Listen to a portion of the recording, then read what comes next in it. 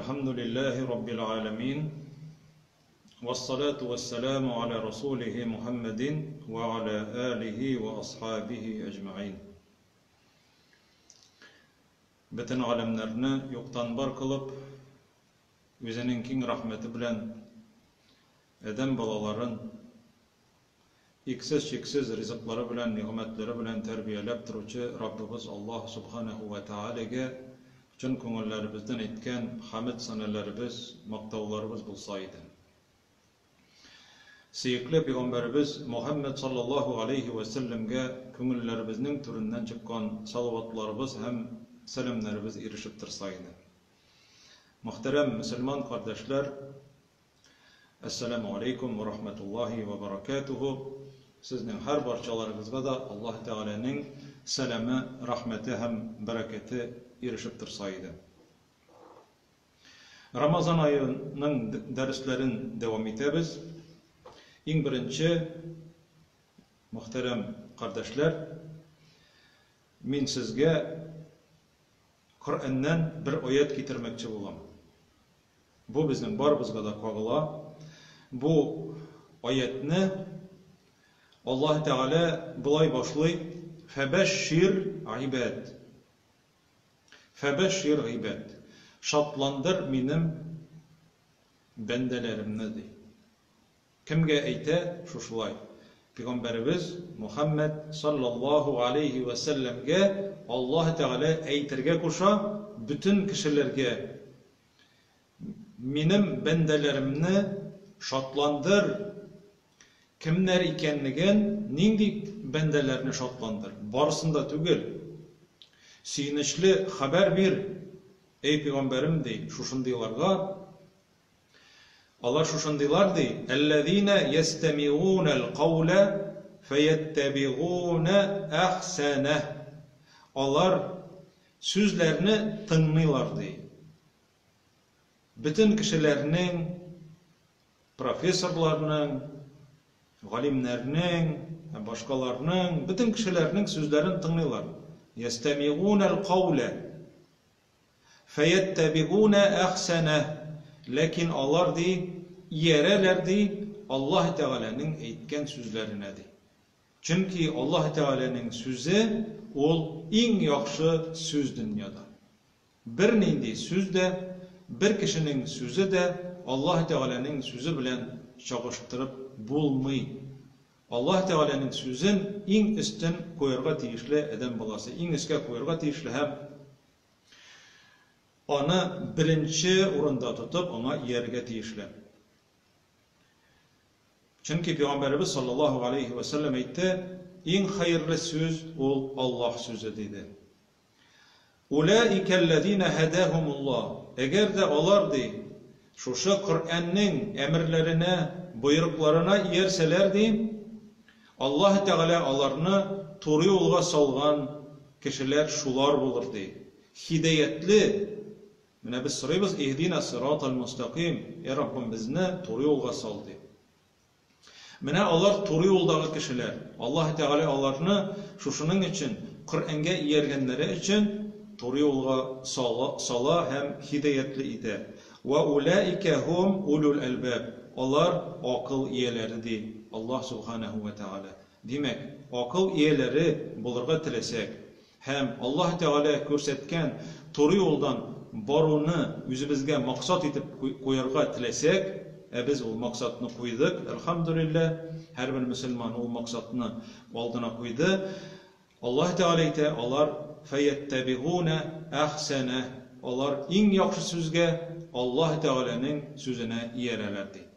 Muhterem kardeşler, bugün sizge takdim etesim kile imanın lezzeti turunda hem imanın temi turunda tema, dersinin teması.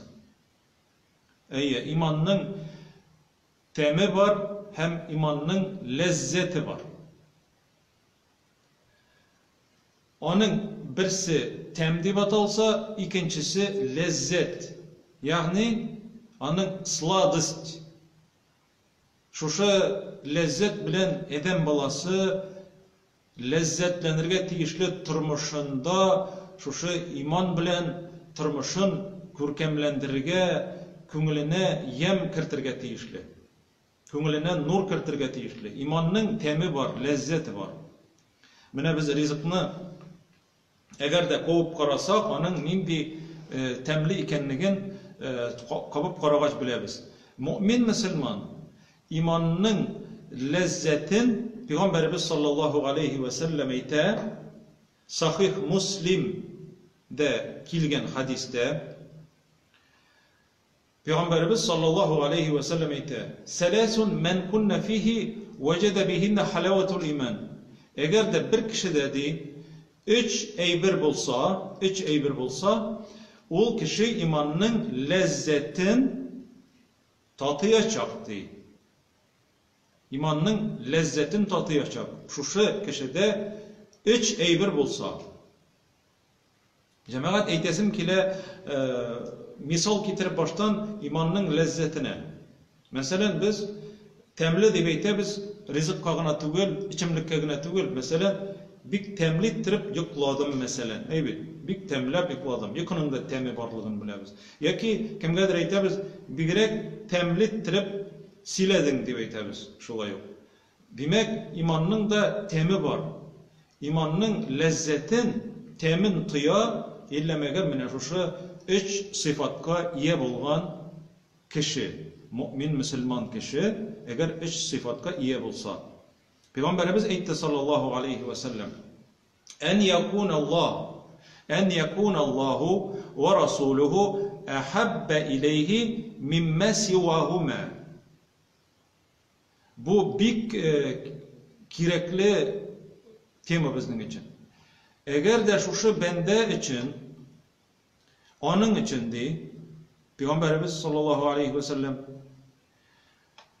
Allah Teala'dan de hem onun peygamberinden de sıyıklarek yani yaratatırgan bütün birevde bir nersede bulmasa demek Allah Teala hem onun peygamberi Müslüman kişi için bütün nerseden de sıyıklarek bulurga tiyişli. Peygamberimiz sallallahu aleyhi ve sellem yanına kilip Ömer ibn Hattab bulay degen. Min seni degen bütün nerseden artıgırak yaratan bütün nerseden. Üzümden kola degen. Üzümnegine köbrek yaratan. Yok dey, dürüst tügül dey. Peygamberimiz eyte sallallahu aleyhi ve sellem. Bu kamil iman tügül. Bir zaman Ömer ibn Hattab kiledi radıyallahu anhu. Ey Allah elçisi, min seni üzümden de artıgırak yaratam dey. Neçik cemaat onlarga ikenligen bu hadisine baştan bu hadisinin işteligin eytip bitirem. Onlarsın indi anlatmaga köçerimiz inşallah. Demek birincisi Allah Teala hem onun peygamberi bütün nerseden üstünrek bulurga tiyişli, sıyıklarek bulurga tiyişli bizning için. İkinci şart en la yuhibbel mer'a illa lillah. Eğer de birevni yaratasın iken onu Allah için gene yarat. Ne var? Allah rizalığı için yarat ol. Niçik? Bula ol. Mansa da bu hadisine eytip bitirgenden sonra. Üçüncü ve en yekraha en yaude fil kufri ba'de iz enqazahullah kema yekrahu en yukzafa finnar. Üçüncü sıfat eğer de şu Müslüman kişi geldi kiriden dinsizliginden dinin taşlap mesela okuyturgan namazın tutatırgan urazasın bütün dinin taşlap kirige çiginu hem kirige dinsizlikке kiri eylenip koytu onun için utqa sikirgen şekilde bir korkunç eybir bulup tıyılsa diye. Qabatlab eytem, eğer de Müslüman kişi dinin taşlap, yangadan özünün dinsiz turmuşuna eylenip koytuğunu göz aldına getirgeç, ul onun için korkunç bir gamel, korkunç ittirip göz aldına getirge tiyiş, hem onun tenlere çımırdap getirge tiyişli. Karayla mesela, men niçe getirip ilik namazsız yaşadım iken, niçe getirip uraza tutmadım iken, niçe getirip men g'ilim almadım iken, niçe getirip ilik isirtgeç içip, niçe temeki tartıp, zina kılıp, fahişlik kılıp erdim iken, nişlep iligirek şuşu yolga kirmedim iken deyip uylap karasa ilikkege tırmışını iskep çürüp tenlere çımırdap giterge tiyiş, hem ol eğer de ilikkege tırmışına kiri koydu turunda söz çıksa, ol onun için utka sikirgen gibi korkunç bir eybir bulup tıyılırga tiyişli. Peygamberimiz sallallahu aleyhi ve sellem eyde, şuşu üç eybirine tıysa köngülünde, şuşu üç eybirine tıysa köngülünde, ol kişi imanның lezzetin tatıgan kişidir. İmanның lezzetin temin tatıgan kişi. Ol indi temin tatıdı, eğer de imanның temi tatısa kişi, ol imanını anardan tartıp alıp olmayın. Ol bütün gıybedetler bilen lezzetlene tırgan bula. Temli rizi başagan zaman.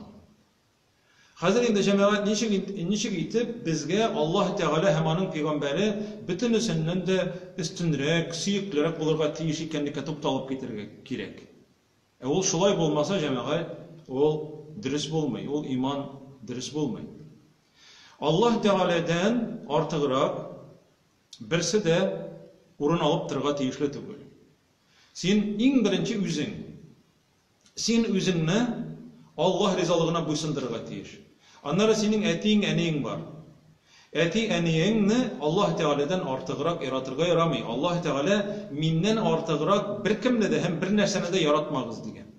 Eti eneği, hatının, balaların, körşelerin, dostların, nindi de bolsa zor işte işlewin, senin meselen temnittir yıklawın meselen, yıkıda Allah Teala'dan suyuklerek bulurga tiyişli tügül. Eğer de biz sırasak kişilerden sen Allah Teala'nı yaratasın mı? deyip sırasan, onlar indi bitinisi de yetecekler, niçin Allah Teala'nı yaratmayayım deyip eytip de bulmayın. Lakin Allah'ını yaratam deyip eytken söz bilen, ana raslap görsetü gamelin bilen, ol bitinne ikinci eyber. Mesela, ertengi namazga yıkının en temli vakitinde azan işitildi. Yaki budilnik şaltıradı. Yarar tırgaç okurman әлі deyip eytip, eğer de sen yıkından tırmasan, sen yıkını yarattın Allah Teala'nın emrine karaganda kübrek. Bu yıkını yaratı deyip atala. Eti eneğinle yaratı necek bola artığırak. Ol bit yaratma degen söz tügül. Yıkını da yarat. Malını da yarat. Hatınını da yarat. Balalarını da yarat. Eti eneğini de yarat. Körşelerini de, tuğanlarını, dostlarını da, naçelliğini de, bütünüsünü de yarat.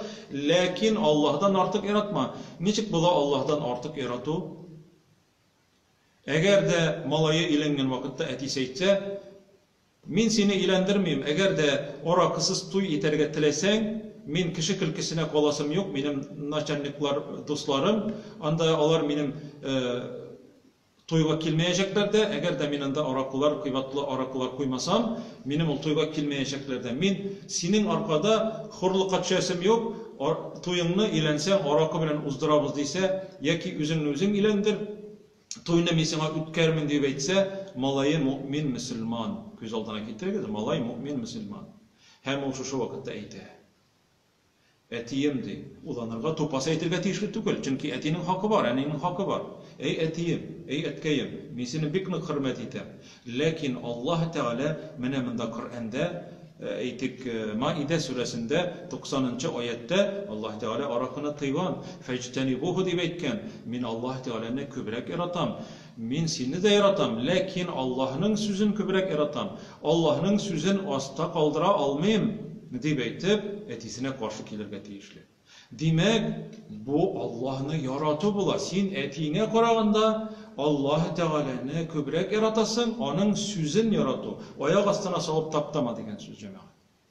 Ya ki Kız balaya olup beylese, en iyisi anarga ite, beylemeye oluk. Yaşlığını erem itme. Şolay dip eyterler bitin. Yaşlığını kadrin bilip bal. Bütün maturluğunu, güzelliğini yaşırıp yürme, külmek astında, ızın külmek astında da, yavluk astında. Kortaybaş beylersin, deme. Kortaybaş gerek mi? Yaş vakitte gerek. Kortaygan ebilerge yavluk gerek mi? Deme. Olar fitne tarata almıyorlar. Kız eyte. Eni, münabit mında Allah Teala eytik Ahzab suresi 59. ayet. Mine Allah Teala bizge yavluk beylerge kuşkan, hicab bilen yerge kuşkan, bütün bəxtimiz şunda, sen eni karşı kilmeyindi, deyip eyte, yok, yavluğunu sal, men senin bile sileşmeyim, deyip eytse, tınlarga tiyişleme cemaat. Yok. Enisine maturgan eytirge tiyiş. Eni men seni yaratam, lekin Allah Teala eytken bit. Allah Teala'nı kübrek yarat. Allah Teala'nın senden riza buluğu, mine şuşu amellerde senin til bilen yaratam deyip eytüğünde yok mağına cemaat. Bu indi misallarını getirdim. Yoku bilen misal getirdim indi. Eğer de mesela ertengi namaz vaktinde seni hatının uyatsa, trali malayının temperaturasında 41-42 bala, yaş balanın sikirip tırasın bit. Malayın için sikirip tırdın. Allah rizalığı için sen sikirip tıra almışsın. Allah rizalığı için sen çıkıp taharet alıp namaz okuya almışsın. Mecitke vara almışsın. Demek sen niçik Allah Teala'nı yaratam deyip eyte alasın cemaat. Bu mine şuşu misallardan yakşı anlaşıla. İmanın lezzeti şuşunda bula. Bizni Allah Teala iman bilen bülekledi, nimetledi, bizning kalpler bizge urnaştırdı. Allah Teala ite zeyyenehu fi kulubikum. O bizning bar, anın ırlığı var, anı su siberge kirek, anı üstelege kirek bolgan kebek, anı korarga kirek. Anarga aşılamalar kirtirge, anarga vitaminlar birge kirek, imanımızını üsttirirge cemaat. Mine bu Kur'an'dan başkanı üsttirip bulmuyor. Din tutarga kirek. Şunun için en birinci oranda Allah Teala hemenin peygamberi tırıga tiyişli. Peygamberin içik. Peygamberimiz sallallahu aleyhi ve sellem eyte. Mesela bir misal getirem. Bir kişinin kolunda, barmağında indi ilk kişinin kolunda altın yüzük görem her vakitte. Altın yüzük. Ulanı salmagan neçe yıllar boyunca indi. Mesela men arga aytem, Peygamberimiz tıygan sallallahu aleyhi ve sellem irler için indi. Hatın kızlarga tügül. İrlerge bu haram diye aytem. Ula ayte salıp olmayıp deyim. Mesela türlü sebepler taba. Yok men anı tınlamayım deymi. Salıp olmayıp deyim.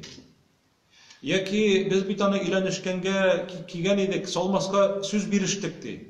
Neçigindi? Sen peygamberge eyttin, iman kitirdin, sen peygamberimni yaratam dedin. Allah ilçisi, onu bizning bəxtimiz için jibergen. Sen onlarga karşı kele almıyorsun. Sen belki hatırına söz bergensindir, bir de salmaska deyip mesela. Lekin sen peygamberimizge söz berdin birinci çıratta. Sen Allah Teala'ga söz berdin, peygamberine buysunam deyip.